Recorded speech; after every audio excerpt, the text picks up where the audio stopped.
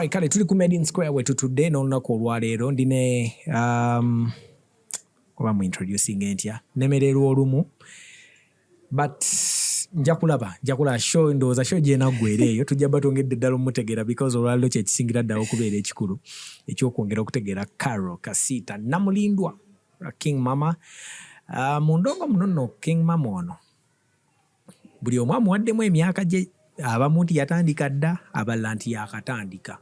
Naye ngera bweri ennono yaffe ffe wano wetufunira ddala amazima ag'okugerera okutegeera gwe abadde abala ebibyo byonna by'obadde olowooza mbusimanyi namuwulira nkyali muto neze mbadde simumanyi naakamutegeera ye akamutegeera oliret yamuwulira ng'oli muto olimba. Ye Karole amanyi ebbanga ettuufu lyamaze mu industry ebiri serious ennyo.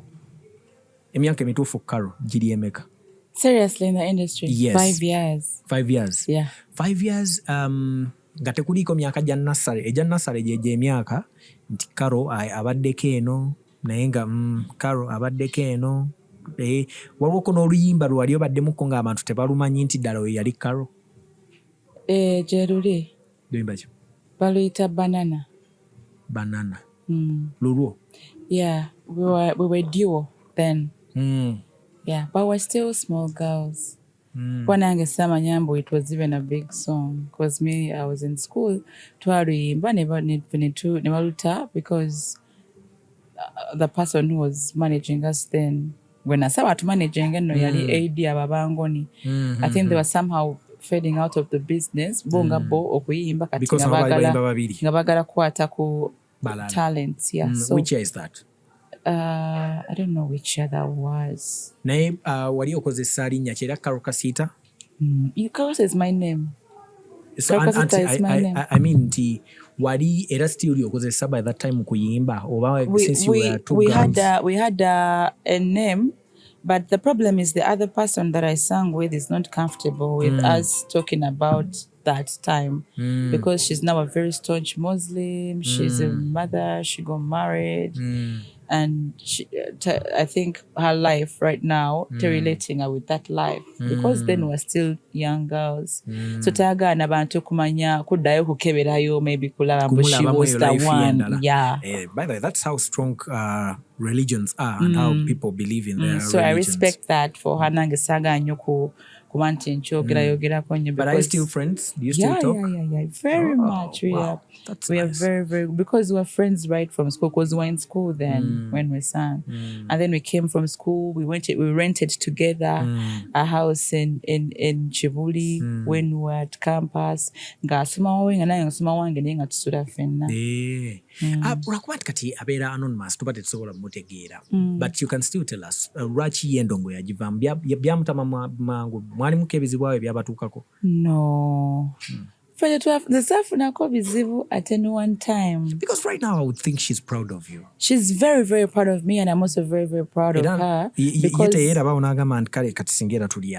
Doesn't she regret? She doesn't regret because nae Jali, she's in a line that Jali mai nae are very, very okay. You're also proud of her. She very proud. She's in the kadu mwali no industry no miri mujakolanga jiri mu limelight but tejikwatagana music. Hey. Wow. Ekyo kintu kyagala nnyo. Waliwo firimu gye nalaba Gayi mbu ye yali yamira yali alina akantu ke kaamize nga bamugambye mbu ali invisible talabika. Kumbe banne baali bamulaba naye ne beekaza ne bamulekawo ne bagamba nti kati kitwali tetumulaba. Najja ne yeeyambula n'abayitako n'atambula. Bonge ne beefuula abaana ba TV mbu tebamulaba. Lwakuba kale ekyamuvamu nti asikaali bwe yayingira. Ye ne yeekanga. Ate gwe atayambadde nambuuza kitegeeza gondaba buli bangaye tebandaba era nga bo bamulaga tebamulaba so ndowooza naye bambi bw'anaalaba oba interview n'agamba ekyo kyenjagala. But she has seen interviews of me, but she has never ever felt comfortable with coming out and talking about that life. So, because she just we were okay, but when we were at campus, she then met a guy, and then they became so serious. Then, in fact, the house we were renting that time at campus, and I'm moving on with the boyfriend. Then in Sigaranga and Somanga and Suranzeka in that house we had come. And her life changed from when she met her man, and things just happened. She gave birth, she did word, her life changed very much. Wow. Okay, tukwagaliza birungi munnange yonna gy'oli. That's we the love life you. we chose. Ne Karole naye era we are proud of her. Endongo yaffe tatuswaza omanyi babeera abayimbi gano ge mazima Karole. Tubeera n'omuyimbi omu ne tugana naye kati ddala mu industry yaffe oyo mwali. Omuntu omulala asobola okujja naga nti mumpe ku bayimbi ne luga nti n'oyo, but at least on your side tusobola okugaa nti bwe bagaa nti mumuleete kati bagaa Karole wuuyo natukiteekawo mbuno oyo tobamanyi tebaliyo sina gwe mmanyi Karole nga bw'otayogedde oli era manya nti nakyo mweki ate by the industry yammwe lwakuba kati nange era njiri mu industry y'endongo yekyasinzeemu embeera eyo. But anyway, regardless we move. Kasitoba nga ekintu kitambula bulungi nnyo. Tubaze emyaka 5 ejja Karole Kasita mu ndongo muno. Erinnya lya Kasita nali sirimanyi. Yeah, that was my name right from school. Kati whenever I learned about that Kasita name because it was my father's name. So I learned about the name when I was at HSC. Nali sirimanyi. Kati my mom I think found my certificates or something like that. In the house or something. And then we realized that my dad was called Kasita. That's the paper she found Kasita. And then I started calling myself Kasita. Muchendongo na ile kusomero na Karole at school kuita Karole Kasita. Era ngamba bana kusomero, Mom, do you know I'm Kasita's daughter? Like, do you know who Kasita is? Like, ngana bambuza ni Kasita yani. Do you know I am Kasita's daughter? So Kasita babera bachi? Baganda ya. Ngabeddira ngabi. Muba mweddira ngabi. Wow, so abengabi banina uno Karole. Lero mfunye chance esoko kubuuza ku luyimba waliwo oluyimba lwe nakulabamu nga lulwo nze nsiba ngamba abantu style yokka gyenjawula eya reggae ndowooza ya dancehall neya hip hop ezonsolo zaawula naye style endala sizaawula sizimanyi. So I don't know that genre gye wayimba, but in that video you were putting on white, wayina akaviiri nga keetoloola bwe kati kawansi, and in that video you kissed a man. Oba it was a kiss, oba it was never ndage ne bangamba oyo Karole. More time. Nasooka ne mpakana. More time. Oh my, more time. It gives me good. But the thing is, goosebumps. That Why? song, I was in the band then. Kati ngamba boss wange. Nga boss wange in fact yarangamba that you should stop. Like it's good for you to also sing your own music. Moyimba ku live band like shows. So you start also building a certain fan base as Karole Kasita, like not the band, but Karole Kasita of the band. Ngabojo kuyimba tokola covers izoka. Now back on original compositions. So, and then he was willing to give me all the money to start going to studio. And then mukama na nyamba ne nsisenkana Just Steady. We used to hang out at Auto Spa with Just Steady like all the time. Or I was singing somewhere at Auto Spa. We go there, we drink, we chill, we laugh, we do karaoke. Never think for makeup. We used to be very close. And then George na Kolachi nangamba yagala kunsanya because then George was at the peak of his career. Kat nangamba he wants to sign me. Then nemugamba, yeah, it sounds good. That guy is so good. By the way, George is one of my biggest fans in this industry. People don't even know. Just Steady. Yeah, Just Steady. Kat na signing. Nebo yan signing. Me, my style was dancehall and all that. Na ye yangamba nze sagala obere ng'oyimba music. Wali nagala oyimbe like how you sing, those covers you do on band. Like you have a very beautiful voice. The sagala obere raga baby okuba. Tobi nkuba because I used to also do raga sessions during band. Yes. Nenga ate bwentandika okuyimba era n'okuyimba nkola ki? Nyimba. Kati nangamba kati sagala Karole, njagala Karole na yimba. Njagala, he took me to Nesim. He wrote for me the song. Nabeerawo n'aluwandiika nanyimbisa nangamba yimba bwoti bikimu nenchiyimba. And then he was traveling to Kenya. He had a video shoot. No, to Mombasa. I know a video shoot, yes. Nangamba, I want to take you. There are these guys bakola videos, but they are cheap. Just $1,000,000. They will do a very nice video. Ngesinga nezitukola wano wa e Kampala. Nemugamba, hey, let me talk to my boss. My boss then yali boss wange mu band. Nemugamba, he agreed. He gave George the money. George yasooka ye n'agenda n'avaayo because napo kusala kigambo mbu twagala ne George. Manya abantu basala ekigambo. But for him, he went, n'akola video. It was called, I think, Africa. That song was called about the song he had ng'ayimbira omulala about Africa. It's a very beautiful video. I call it Dime from Mombasa. Ate bwe yagenda, I think I had shows that week. Boss wange n'angamba agenda nga shows zange za week ziweddeyo. So natuuka okugenda ate George ng'avaayo nga yamaze okukola. So George n'ankwasa ba videographers be Mombasa. N'abawa ennamba yange ne ntuukayo ne bankima ku airport, ne bandabirira, ne bampaawo okusula, ne bakola video yange, ne bampisa bulungi ng'omwana omuto. Okitegeera. And for that, I'm grateful. Just said thank you very much because bwe navaayo akayimba kange ne nkamwa ate yakolanga bino mbu akugyeko ssente mbusimanya ateeke mu promotion. No. Ng'abyekolera. Akugamba. You're going to see this person. God is very transparent. Jango waka this time. We call this person. Jango waka ukenya ku TV, ukenya ku radio. Like he was there for me. It didn't last long. Tekyawangala nnyo because I think twakolayo project emu endala teyafuluma. But he did not stop. So okonvincing otya boss wo nti ate ofunye jo steady ayagala okukuyambako eno because I understand wali okyali mu band. Nalinde mu band. Kati oba convincing otya okuleka at least ogire ng'okola ne George naye nga nabo okyabayina. I think I am blessing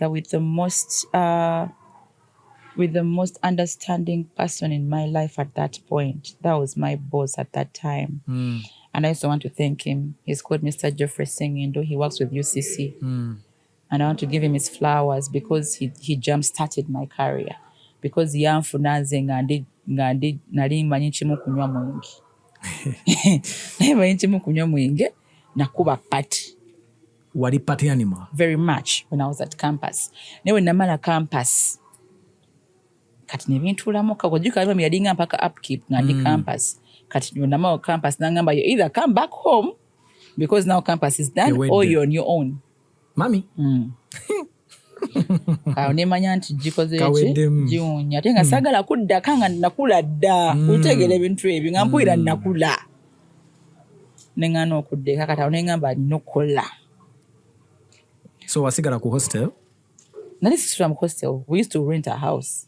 Ne bakyalibo? Ne mukwano gwange oyo naye kati nandekamu nembala kati nga nsulamu nzekka. Kati nagenda omala campus nga I'm renting a house in Kibuli. Awo upkeep bikiki? Mami nga mpa. Wadde wali oganya okuddayo ewaka? Yasigala era akuwa? After campus teyaddamu kumpa. Kati gwe weebeezaawo otya? Kati awo nagambira nti nina okukola ki? Jukira nali manyidde embeera y'endongoye okubeera out n'osabiriza. Omanyi emidongo batuwa ssente fe abawala otuukayo n'ogoba omuntu mpaayo ne bakuwa.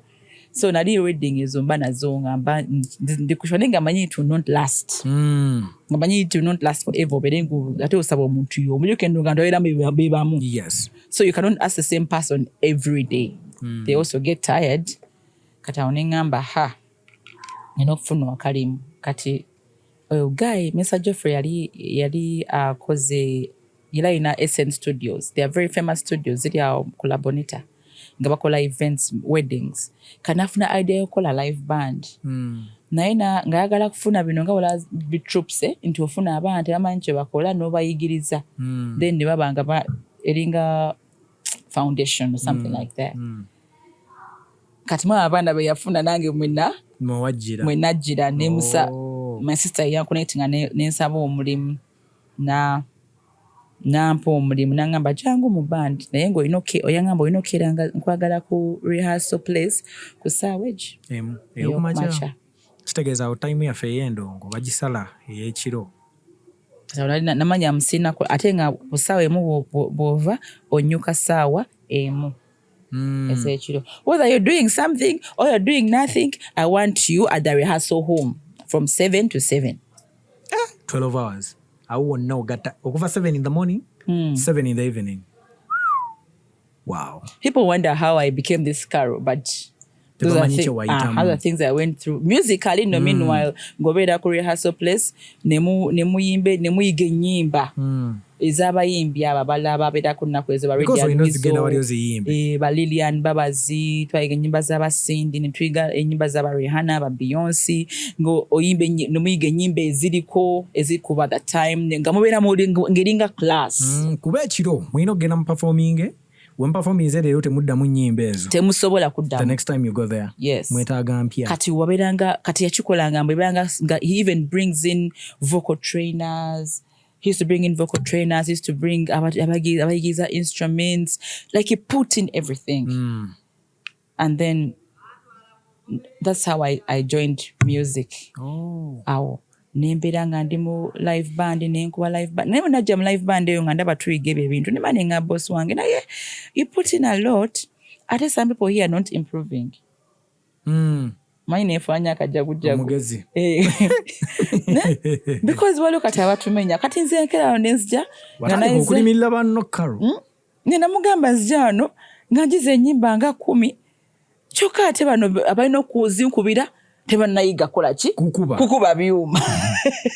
Karole yagala kugobya abantu ku mirimu ali ogenda kugobya abaana. Nangamba kati gobadde oteesa otya? Namugamba simadde nteesa.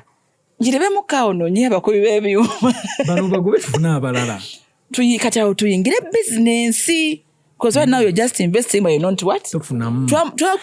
Twayiganga ennyimba nga nnyimba tuzikubira wakaawe nga atuyita ku weekend ne mugagga simu nga atuyita ku weekend ne bakwano be ne bateekawo obutebe abo bandi n'esimba ne tubayimbira n'abasasula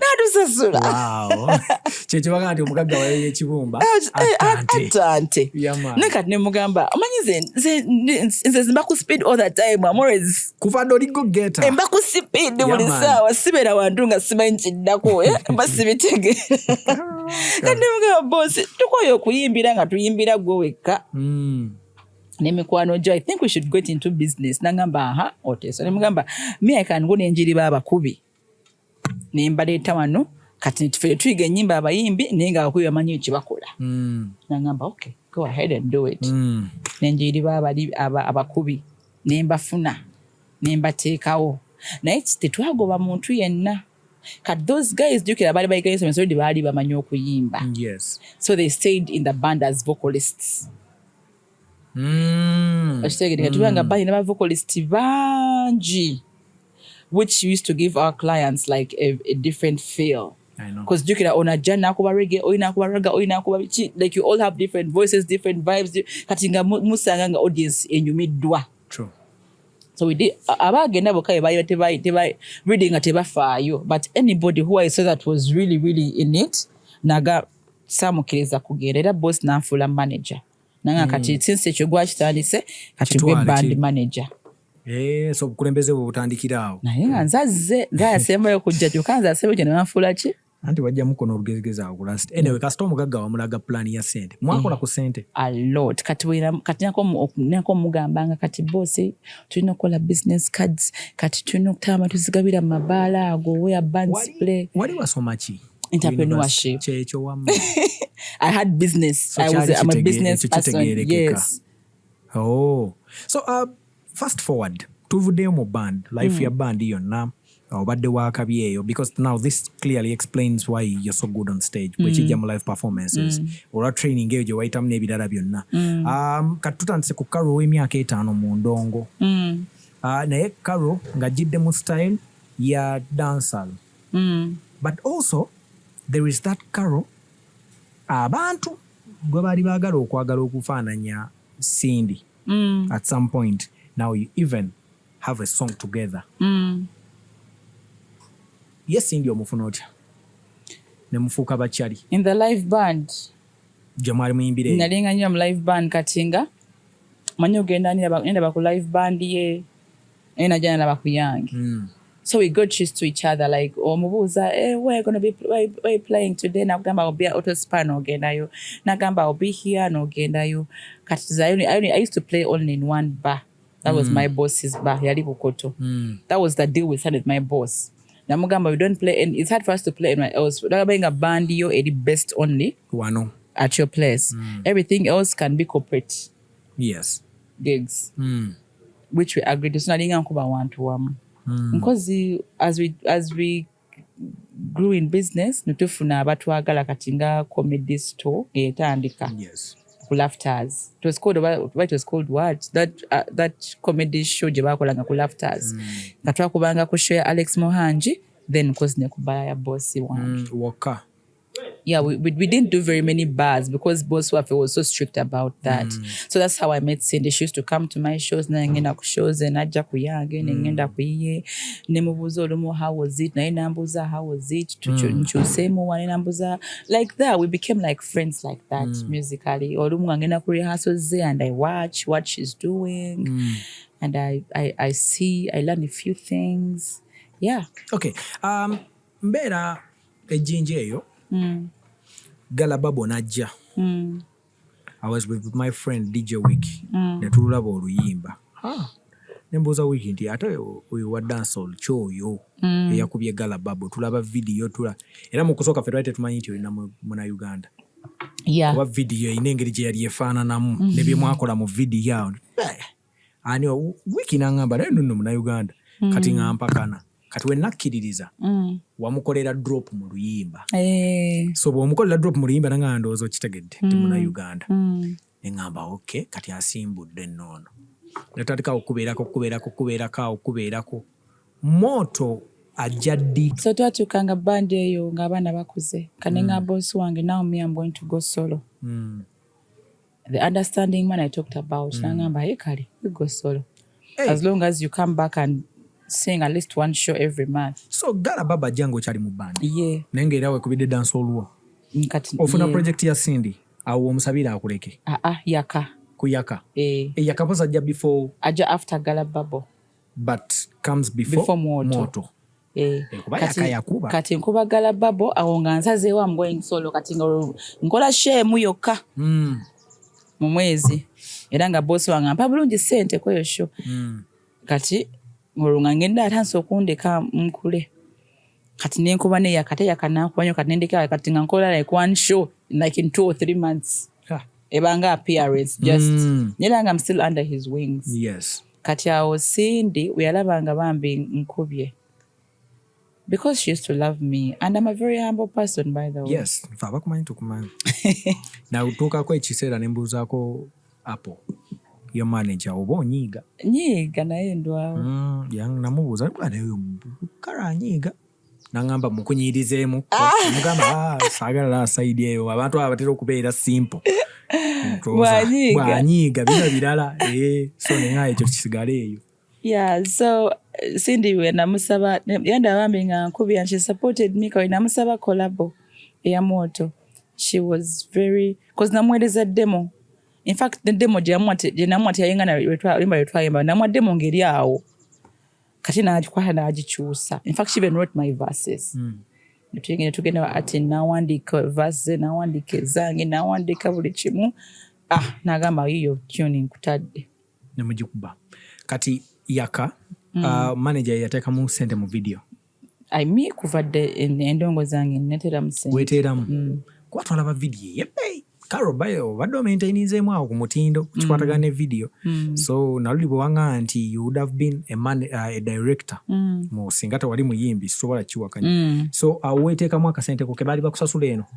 Yasooka akalenga nti ampaako naye my boss kuvadde yalinga mbuuza nga yamugamba ekintu yafuula mukazi mukozi nga yamugamba I want to do something ambuuza oyinawo mmeka. So olw'okwongerezaako. Twongereze oyinawo mmeka ne mugamba nawo bwesti yongerako boost baze ngenda kuwaayo bweziti.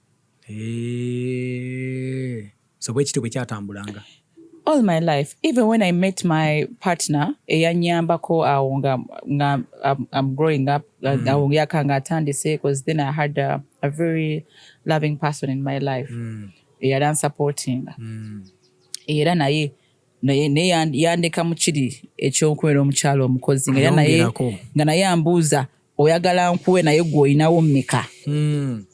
Okitegeera? Okay. Namugamba nawo million ways naye kati nze nkwongeddeko ways kati genda okola ekyoyagala okukola. So I've grown up being that person atali spoon fed. Everything that I'm doing has to have my money on it. Wow. Projects zitambudde okikubye, the name is up there. Oli muyimbi mukazi, osanzeewo abayimbi abakazi, but still erinnya lyo ne liwaguza ne lijja ne libeera waawo. But I understand that with all that era ne challenges zibeera zijjirako, but you call them lessons, bwe toyagala ziyita challenges. Mu life yo yonna ey'okuyimba, this I ask every artist, because I understand there is that moment you feel like you want to give up. Is there that one moment you also felt the same, like you want to really give up, oyagala okiveemu ekintu era ki ekyakutuukako ekyakutuusako e situation n'owulira nga bikutamye? Because abayimbi mwenna industry y'okuyimba mugamba nkambwemu ebimalayo. What's that moment and when was it? Najifuna before I went solo. Okay. That time when before I released Galababo, awo mu band we nali nga abaana bonna banso okugenda, abamu bagenze mu band ya Kenzo, alaba sikyabalabako, ate nga we were family. But I cried so much because I'd built in my energy in this thing. Naji building up from zero, the band thing. Naji building up from the first thing. And we had come like almost 4 years down the road. Nga tubeera ffenna every day. Nze navuganga emmotoka n'enkima abaana ababandi abasinga nga tebaagala kukola. Kati nga nze nvuga lumu ne mukima ewaka. N'obateekamu n'obatwala. Ne mbavuga ne mutwala, we go for rehearsals or we go for shows. Nga I'm like their mother. So I felt like we had built something.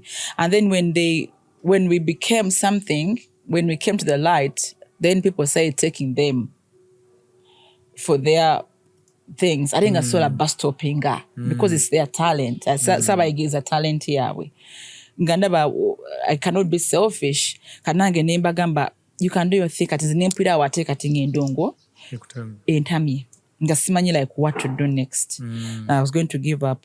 Nengamba, chake wendo nga mibeko ngole business endala. But then, it's when I thought, just go solo. You can do this on your own. Kokuzeeko n'abalala kitegeeza naawe ng'omu osobola. And you are not wrong. I just snapped. Nenga boss like starting today. Tambulance. I understand ku bantu abatulaba wano ku channel. Omanyi ebiseera ebisinga nze mba njagala ne zibeera more lessons nti omuntu afunamu kyakuyiga ki. And it's a very, very challenging industry when it comes to female artists. Abaana gye bali wano nze bafunamu inbox alfa nyamba bwotire n'obaako ebintu by'omugamba ng'ate alaba olinga amumenya kola kino kola kiri n'ebirala. But one of the most challenging act in this industry is sleeping with men. Sleeping with those people, the stakeholders, industry. A promoter wants to sleep with you to promote your song, a radio presenter to play a song, a TV presenter, a DJ, events promoters, okutegeka n'ebirala. Mpaako oyo omukozi otya? Manze ndi muyaye. Esooka nze ndi muyaye by the way. Naye omuyaye atali mubi. I'm muyaye in a nice way. Nze ekisooka all the time. Soka nembalagamu nze nina omusajja. Ate kati tuyingira biguzimbe biriko nti bya way of dogs netugenda awo. Emmwe nze nagendako mu banka nga kuwashurooms kuliko nti staff. Nze nsooka nenkulaga nti nze nina omusajja ate omusajja atiika. Soka nemuteeka waawo. Nti omuntu sina birala by'enja. Nze nkulaga nti omusajja mulina. Ani onabanga omusajja newe mba simina nsogamba nti nkola ki? Nti waali. Yetegeyo nze gye nkozesa. Okitegera kati gwe ojja ogamba munange oyo mukyala wa gundi. But that was before. No. Even when I came in the industry, when I in academic industry. Anche ngama nti eyo yeteke gye wali okubisa, because right now sisuubira nti kati Karo waliwo omuntu akusabidde ebbanga lino pakati ng'atya ndi mubi.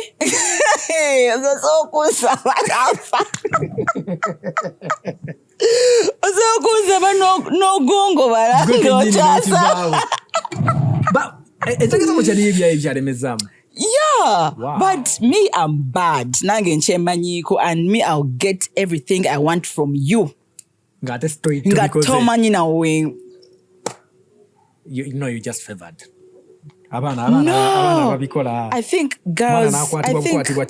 I think girls just have to be very, very wise. Because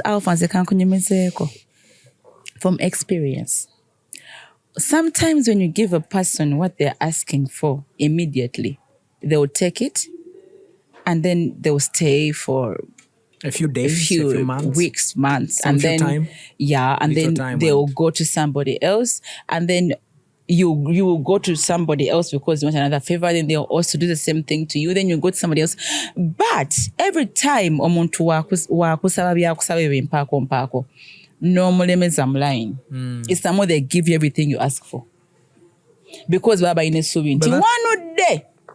But also that happens to a person who is understanding. Atali understanding ya kugoba bugobina gati why now. Check wanenze ndiko mukisa gwa Yesu kuba just favored. Kuba mukwano nze nja kusaba chenja gati osigale ngo ine subi nti luli balumu.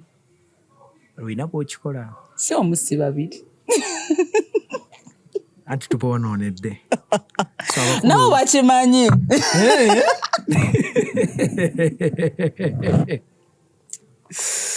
Karole. No, it is okay. No, but girls, you don't have to be going around sleeping with men because you need favors. That's not how things work. You can ask for these things from these men and they'll give you without you giving them. Not in a bad way. Because most of these men that you see, they have that money or they have those things they want to give you. Kati producer. Already producer. I know producing. Yeah, true. That's his job. Because his work is to produce. So just be nice. The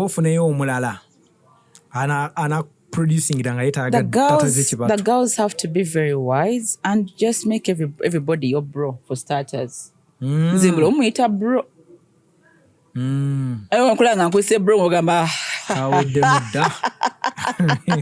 Nebwacho yangu brothers oninga abantu Karole natakuteze kibatu nyangu wakubanga mama nyekiddako alenze mba nakulabye edda ze batu mambalaba nanze otanga hi bro ngomanya hi bro sigino zibaza agize mba nakulabye edda nga jodda ndabayo nenze nikusookayo nakati okay oli muntu ate ya side zonna nze nga bwe nsobola okutunula omwana nengamba nti kawala kakabinyo era tolina boolaba nawe ng'omuntu mulina okyesigaliza noga nti bagay waali wakabi naye okyesigaliza nga ggwe omuntu Karole alika bintu ebyo nze alpha kankubeereko oba just sina budde obudde budde otegeeza ki sina budde na budde bubeera wantu Alpha, I can see you name I'm not seeing you, I'm just looking at you.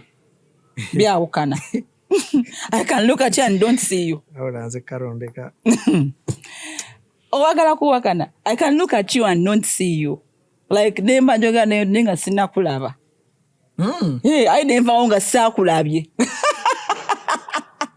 Ati ngazo olusimvudde wawo nga bayiti mpunye bulungi. Ekirevu kyange weewo. Nga sima ya mato ine ekirevu. Nga simanyi. Nze am a person, I can be with a person nga ina dreads. Nazijayo nangamba.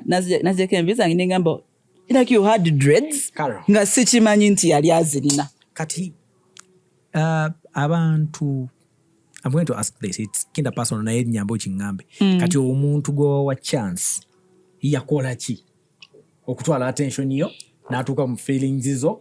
N'omukiriza ne tumuteeka ku body count. Aba nemeddeko nnyo. Ati bakulemeddeko ogaanyi. Kuba ngambye paka kati bwakyali. Wali wanemerako. Wali oli akulemerako bambi Olina nemerako gy'oyagala. Wali oli different. Wali oli akulemerako na abula. Nabana nice in a different kind of way. And then for me to see you have to see the heart. May I never see physical appearances of but people. I'm talking to a public figure who is not settling in one place. Kati nze onandaba ddi omutima gwange nga kati mukwano sigenda kulaba olugira bwoti ogenda omanya sigenda kulaba kati oyo eyakulaba ye yakufuna ddi lwe wali free n'omulaba omutima yali nnyo mu inbox yange for starters inbox ng'agibeeramu lwaki abalala boto kyababudde nga n'amasimu ate nze ne inbox kizibu nnyo okunfuna ndi mulala omuntu anaayita wakati inbox toliiyo obudde bw'abantu tobulina like you're a very busy woman, you leave your home on appointment. Sikitegeera eyafuna yambaza oba kati gwe omu kubafuna ba god sent nti kabeera katono nnyo naye oyo yena n'atuukira ddala ku mutima gwo obula nange simanyi maani naye nga bambi eyanfuna bambi jakyeka just yali akana byeyakola nange byesitamanyi complicated stuff right now. So we are complicated stuff. Tetsoboka. Yeah. Kati gwe kale okusinga kuli oyo gende tuzola mu relationship very complicated. Wakiri ova wono sigala wone manya nti by the kati you want okusinga kuli ngambye you're this kind of person asobola okungamba nti you're single and I will believe you right away. Naye kya complicated now. Tebisobola bera mu sentence yemu. It's complicated. It's complicated stuff. Waliwo byatanatuukiriza. Nze bannaye abafanze ndi awo. Teweemanyi kati kyoliko. Ndi byange, ndi bulala. Ndi bulala ky'omanya, ndi byange. So, oli muntu nange ndi muntu. Why don't we video why don't we I know but there is that time of the day omuntu ngwagala chusa oiro ngwagala chusa oiro kwata sobola kumanyi motoka yo kasitega anti service tojisimbula bojisimbula obojono so bwebera system esabye service okola otya like I've said it's just complicated so those things before omuntu alikwata aido ng'akusanze motoka yagagikyusa nga system enokyusa muko service nakukwatirawo nomala gatwala mu service. By the way, no, because obadde okyetaaga. Me, I don't do that. I don't know how we female artists do it. But me, I hold myself like in a certain level and regard. I cannot sisobola kumala gachusa service. Techimala gakola service from any garage. Yeah. Okay. Because I assume that people will take advantage of you. Onzo kumala okola service no gweri. People take photos, people take videos, people do stuff. So I need to trust you way too much to do that. Okay. This is also kinda personal, but you help me. Okutubuulira. Sometime back you said it's about King. King wafoyo tumwagala nnyo by the way. Tumwagala nnyo mama. Naye kikulu. Tumwagalira ddala awakule. King bwe wamufuna mu lubuto wagamba the moment you got pregnant wakirealizinga era n'ogamba nti yes it's the right time kozaale. This is not right. Naye abaana baliyo bafuna embuto ne bazijjamu because baba feeling they are not with the right people. It's not the right time. N'ebirala ebyo bwe bityo. Guide them. Wakikola otya okubanga for all that long. Okay, tukiteeke nti your body count ntono. Tukiteeke ku wakikolanga otya okubanga tewafuna King mu budde bw'otaamwetaagiramu nti wamufunira it was the right time. It's like a body count yange ntini nnyo. Me, I'm always in a relationship. Always. It's ate emba sigirimu mbera single. Okay. Kati. So body count y'abantu bameka? Very few, by the way. Very few. I could count that for the past 5 years, one person.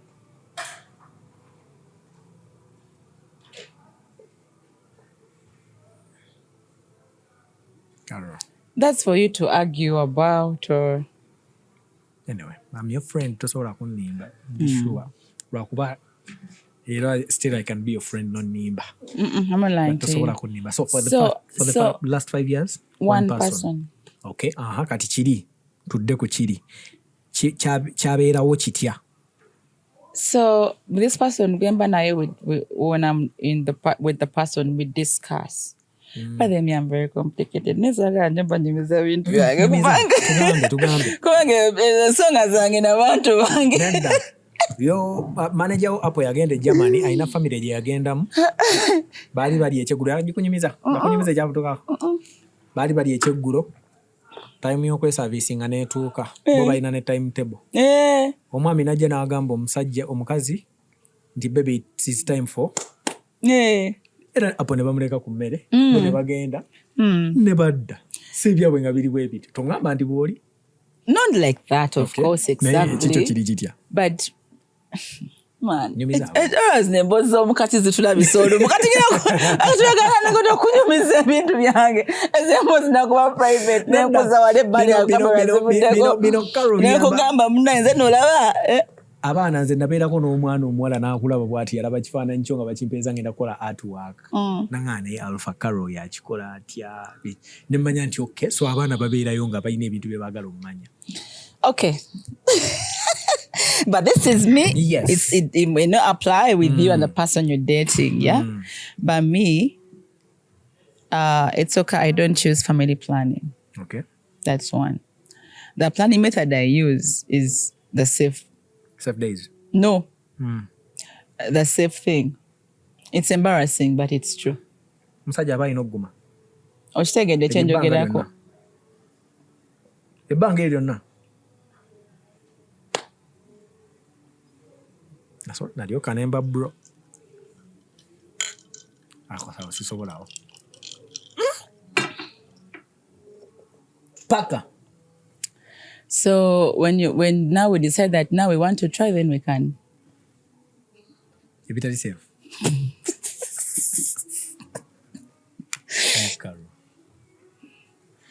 By the way, mwana patu na mwinako. Atoka avazentya. Tekigambo sirimu, tekigambo simanya biki. Omwana patu na mwinako. Intya nga gye nkomeza. Lwakuba yampa confidence. Nga bwe tuba tugenda it's sometime back bali bamuyita erinnya kandi leke nange naye it was sometime back nga ne bwe mugamba nti jangu ewaka nga ajja n'ebibye mu nsawo nagamba nti kwata bw'oba toyagala bireke so abasajja obacunya bwotyo ate nze abeera omu wamucunya bwotyo and they look okay to me. Tafananga gwe bacunya. Kati gwe Karole omu ku bantu ng'omuntu alina okuteeka ku CV. Nga bw'aba yakufuna asobola okiteeka ku CV nti banaye mumpe omulimu nze gwe mulaba. That's a mad one. But yeah, that's how I ladies, girls, like you can try something like that. Like it's not bad for you to ask him to put it on. It's not bad. And how about twogera nnyo? Okay. Kade cha King cho mwaga nti kati aha. When I got pregnant for King, I really wanted to get pregnant. Oh, it was intentional. It was very, very intentional. The whole year. So who brought in the request? Nobody requested. It was by the King was about me. It was spiritual. Everything was about me. Everything was about me. I just imagine this. Nenda bikaze ndi muzungu. Me ebintu Karo mulasiri yafuna that time. Ngomugaye nti leero. It's happening, no?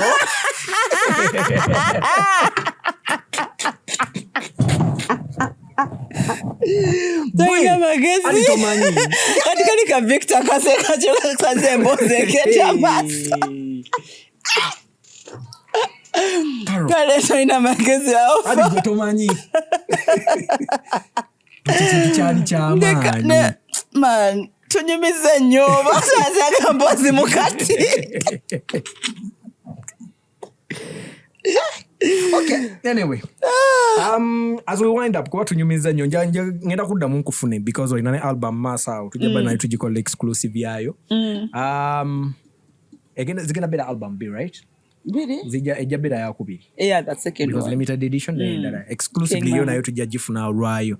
But for now tusooke tuddeyo kene mabega nja kubuuza industry yaffe oba industries endala zetulaba. Tulaba those big stars nga bakola collaborations bakola ennyimba. Something that is not happening here. What the you're not a victim. I've seen you working with Kenzo, you work with Spice Diana, oyina n'abalala ndowooza ne ku album kuliko abalala bogenda okukola nabo big names.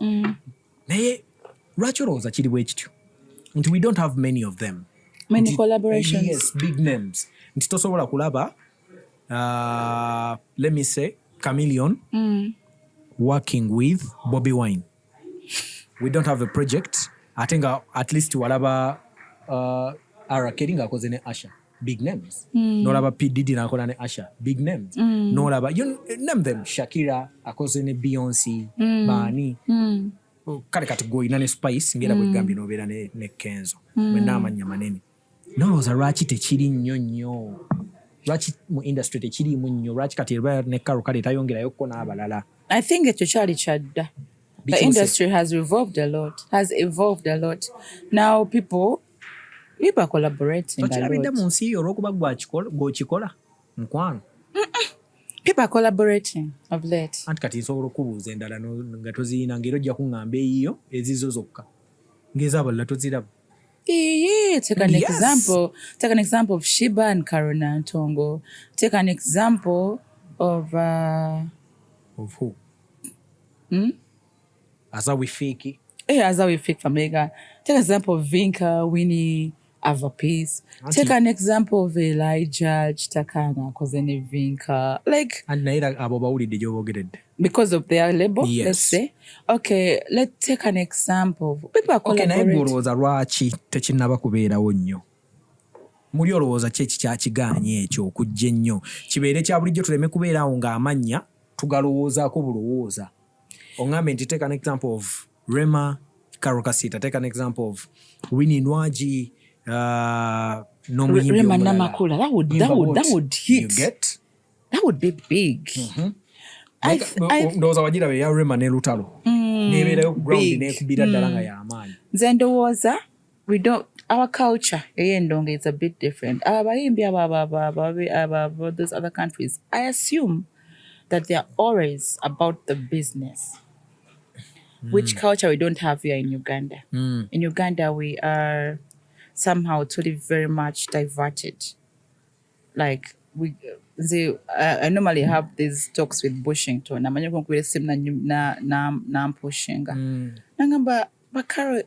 Ugandans do not, we Ugandans, we don't give enough time to our music, our job, our business.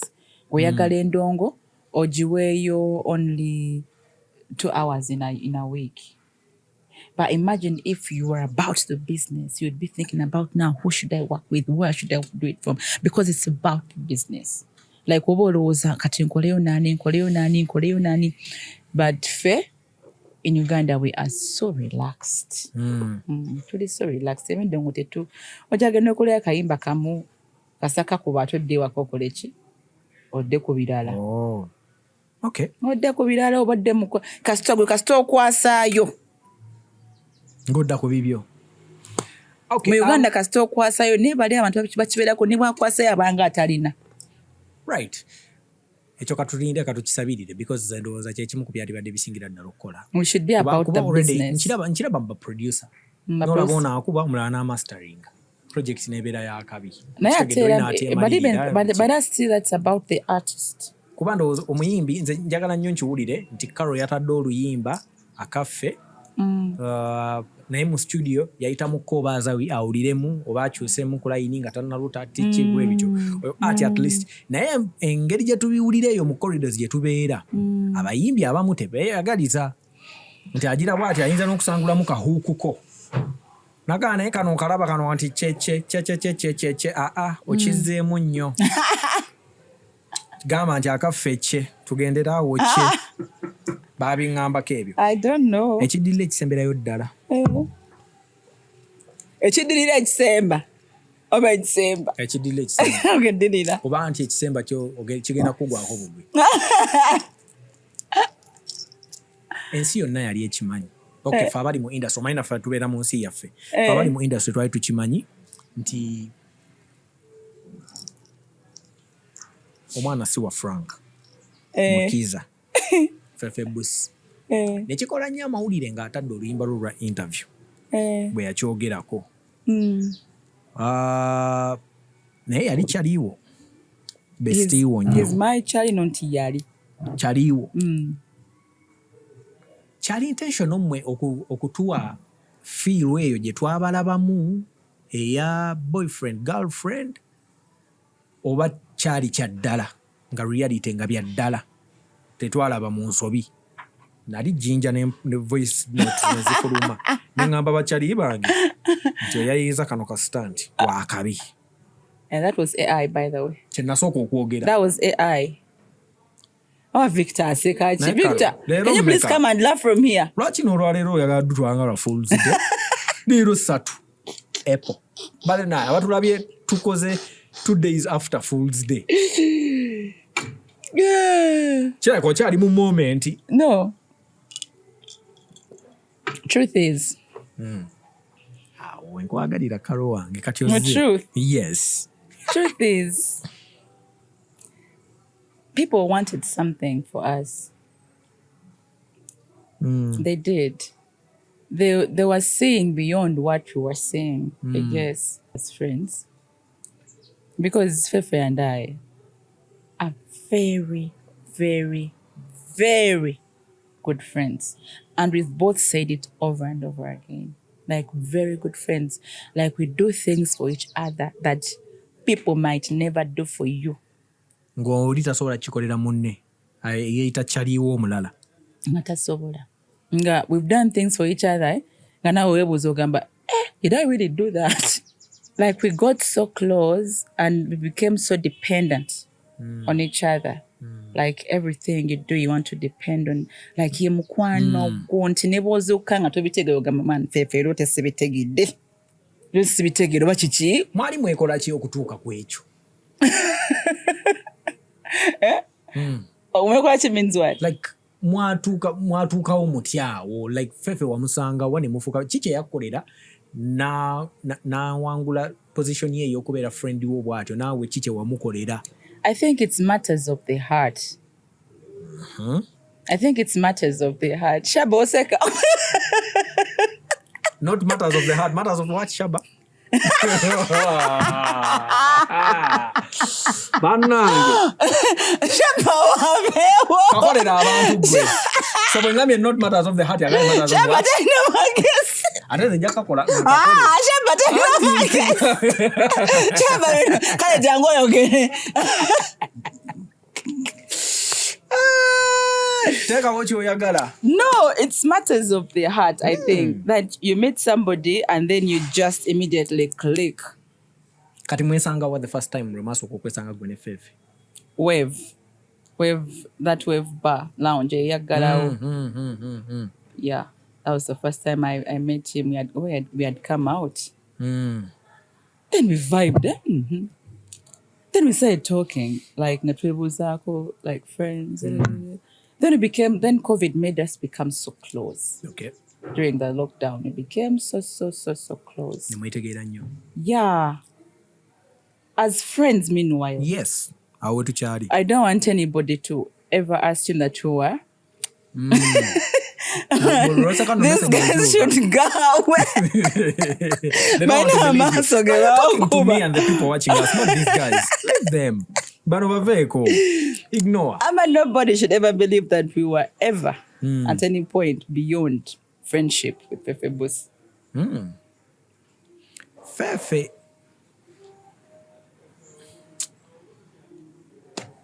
Kibi nnyo ate bwe kiba nga tekyatuuka wali we twayagala. Kuba ate nali omu Fefe musajja wange Shaba oyo nja mukutega kamera ayogere ebituufu ndowooza. Wa Shaba muvudde wala teeka kuba yamanya ebirala. Chibi nyo. Talina magezi. Chibi nyo, but regardless, we move. Anyway. No, but that's how it has always been. We've always been very, very close friends. Very, very, very close friends. Very. Okay. I can't even explain how close we are. Kubanga fe twagusala dda. So kat you guys nechiba believing maybe we have something beyond because of how close we were. And then we netubaleka, but don't as such, but we got tired of explaining. I'm still explaining myself. Like it's been what, 5 years, and I'm still explaining myself. We have nothing going on. Buterevu kuba ffe kiri kye twayagala ate kye mwatulaga. Girlfriend wa Fefe yawuliranga atya? Nga Fefe ayinayo friend we kyenkana abantu gwe balowooza ati ate ye girlfriend. Ate ojja kibuuza ye ekyo kyo. Ate nina gwe ate mbuuza oli kuba kye kimu. Saamu meeting akonze. Patana wo yawulira atya? Patana wange. Ngensi eyina omuntu oba by that time tewalinaawo. Obanze nkuwa option. Asking me complicated questions. Yeah, my friend, obalanga nkuwa ne option. Oba tewayinaawo by that time. Sali nawo. Okay. The world will tell. Sali nawo. So yeah, Fefe yafuna omukisa bannange. Nabeera mukwano gwo nga toyinaawo na muntu.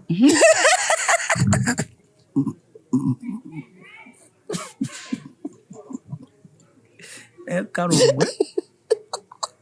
Kyokka nno nze ndikyaliiwo.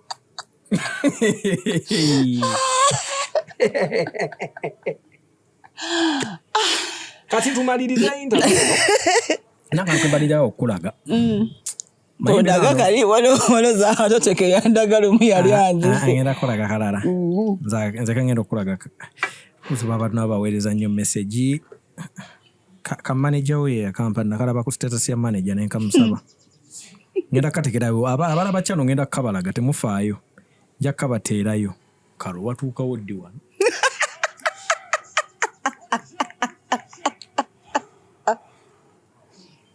Oula ni fe kibateka. Aba apo namujawa. Kale kambuze ebina walijjawa. Tugoberera.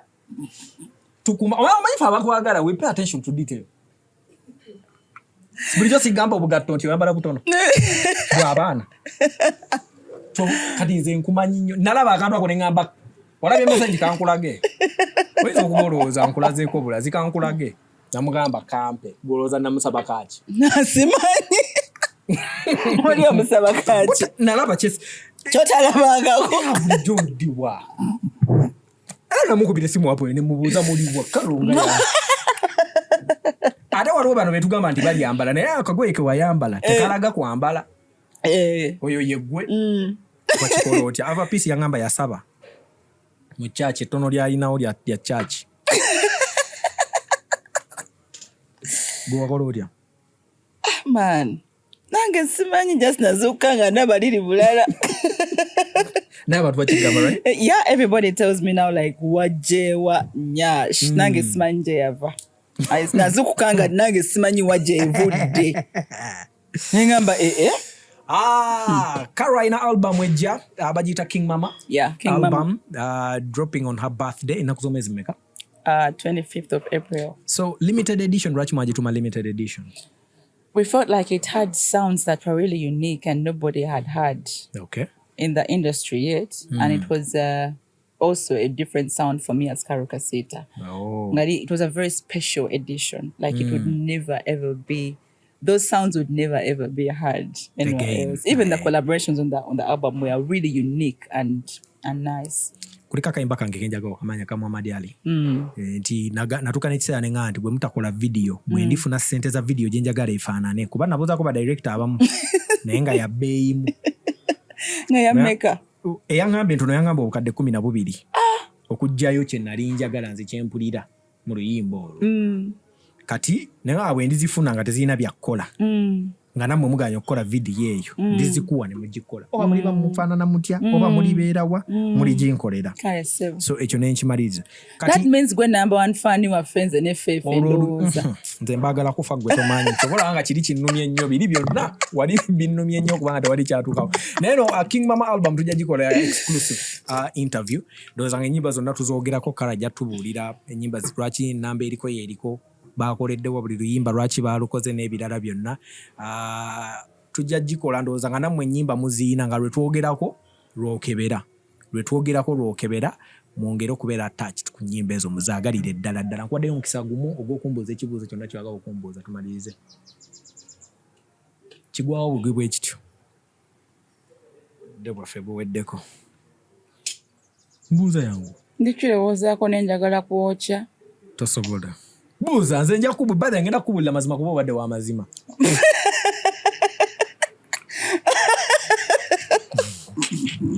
so ladies and gentlemen Karole talina kyambuuza kubuuza your girlfriend's name Winnie Success bye guys